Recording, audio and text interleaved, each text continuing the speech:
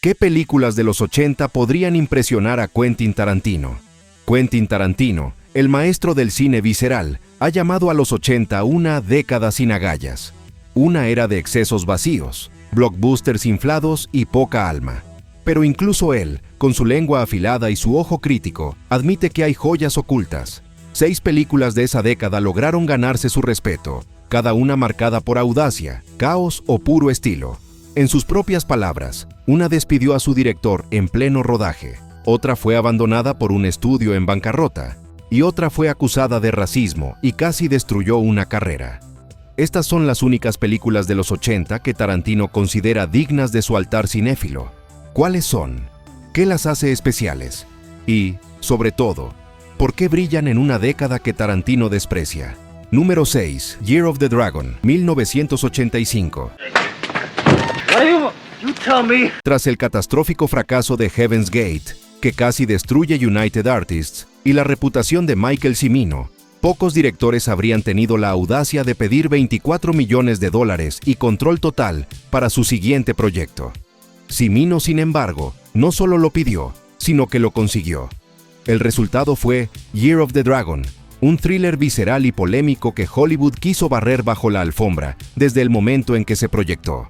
Mickey Rourke, en su apogeo como el rebelde carismático de Hollywood, interpreta a Stanley White, un veterano de Vietnam convertido en policía neoyorquino con una misión: limpiar Chinatown de la creciente influencia de las tríadas. Su némesis es Joey Tai, un sofisticado restaurantero y capo emergente de la mafia china, encarnado por un magnético John Lone.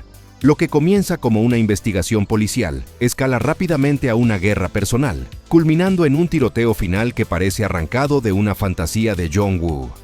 El guión, coescrito por Oliver Stone, no se anda con rodeos. Cada línea está cargada de intensidad, y la narrativa no teme ensuciarse las manos con temas de racismo, violencia urbana y moralidad ambigua. Pero esta audacia tuvo un costo. La crítica tildó la película de xenófoba y grupos chinoamericanos organizaron protestas masivas, exigiendo boicots. Cimino, lejos de retractarse, afirmó que la controversia era publicidad gratuita. No funcionó. La película recaudó apenas una fracción de su presupuesto, convirtiéndose en otro clavo en el ataúd de la carrera de Cimino.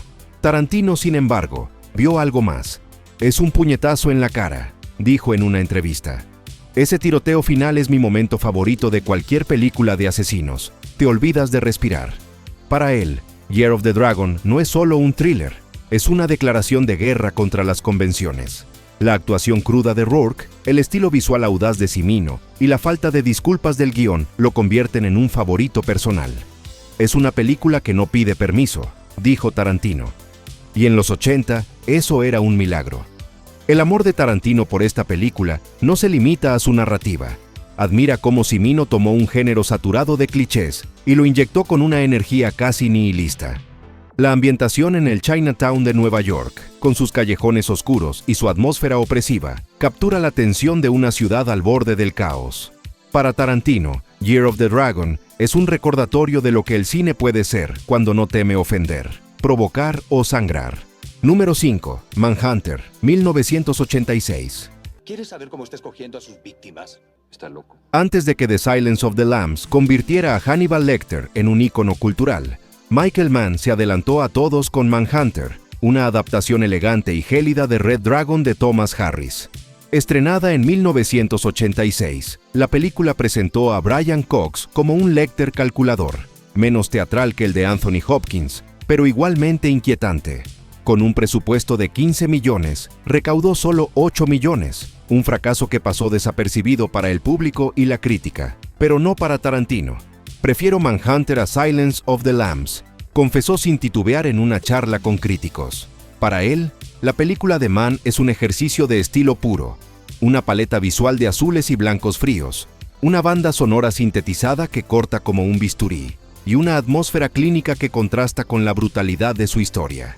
La trama sigue a Will Graham, un profiler del FBI que debe cazar a un asesino en serie mientras lidia con las secuelas psicológicas de haber atrapado a Lecter años antes.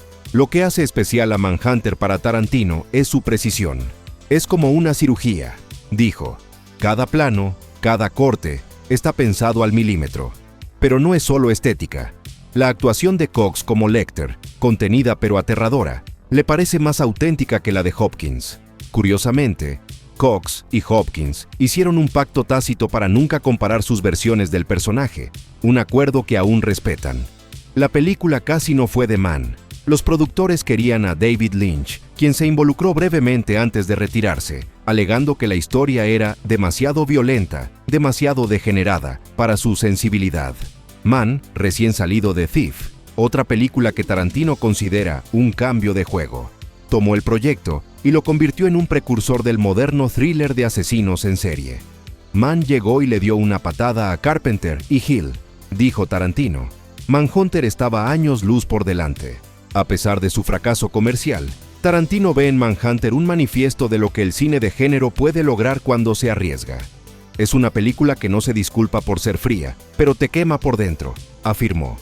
Número 4. Breathless, 1983. Breathless, el remake americano de la clásica película francesa de Jean-Luc Godard, es un torbellino de estilo y caos. Dirigida por Jim McBride y protagonizada por Richard Gere en su momento más seductor, la película sigue a Jesse, un ladrón de poca monta que mata a un policía, roba un coche y se enreda con una joven estudiante francesa de 19 años mientras huye de la ley. Michael Mann trabajó en el guión inicial, pero abandonó el proyecto para dirigir The Keep. Lo que quedó fue una mezcla extraña de obsesión por los cómics, energía rockabilly y un toque de thriller erótico que desconcertó a todos. La crítica de la época fue implacable.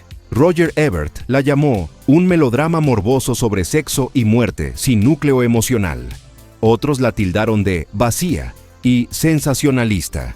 Pero incluso Ebert admitió que era divertida de ver por su estilo visual y su humor oscuro. Con un presupuesto de 7 millones, recaudó 20 millones, un éxito modesto que no evitó que fuera masacrada por los críticos.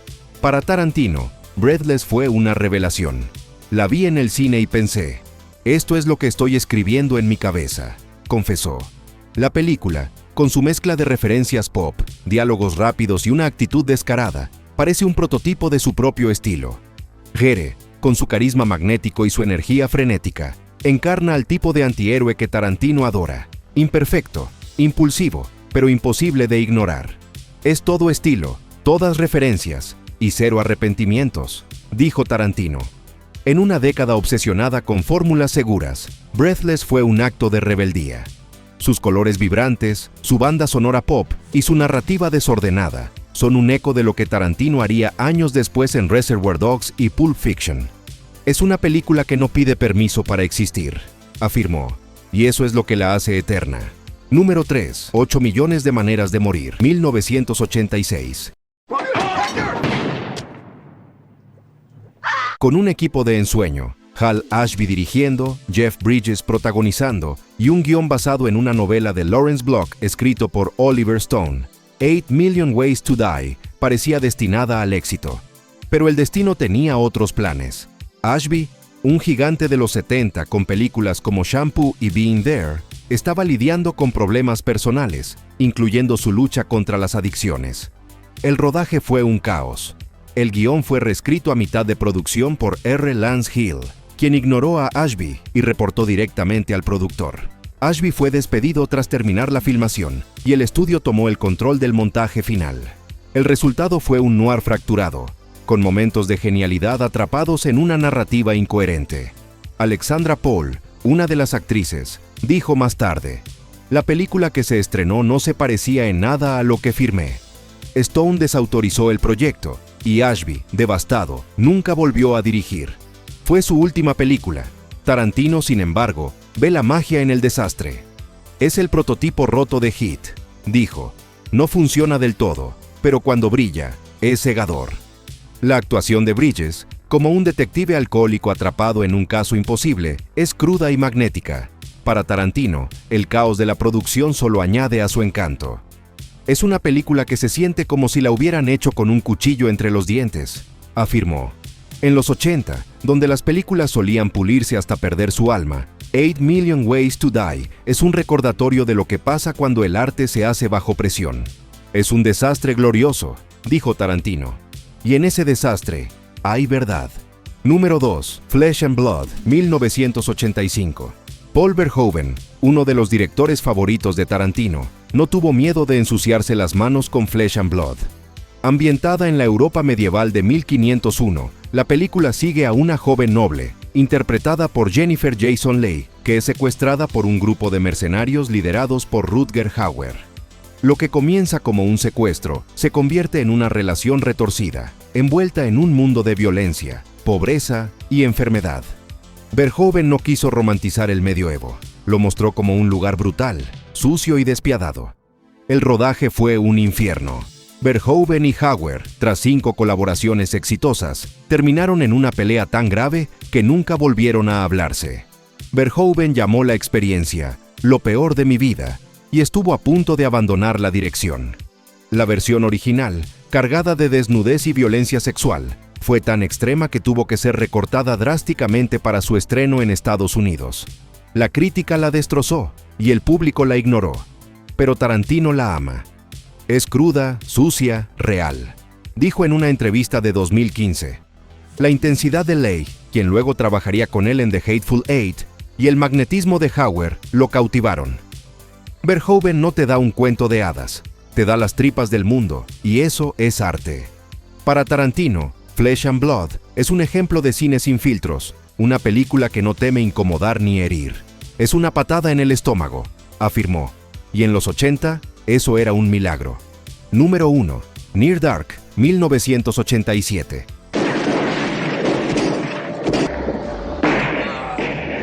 Kathryn Bigelow irrumpió en el cine con Near Dark, un western de vampiros de bajo presupuesto que Tarantino vio 5 veces en el cine, solo por la escena de la masacre en un bar.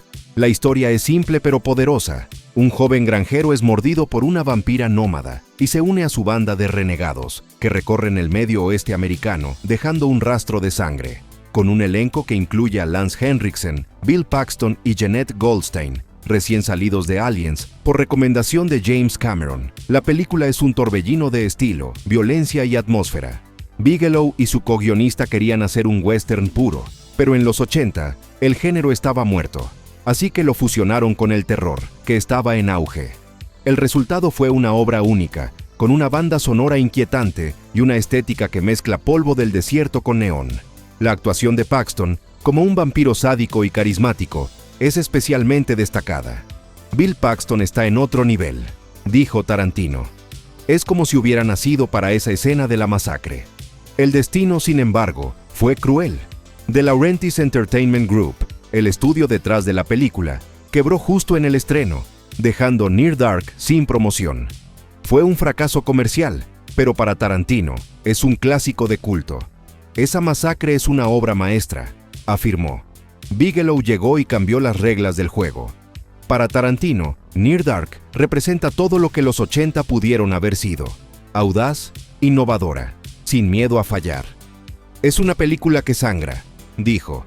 Y eso es lo que el cine debería ser.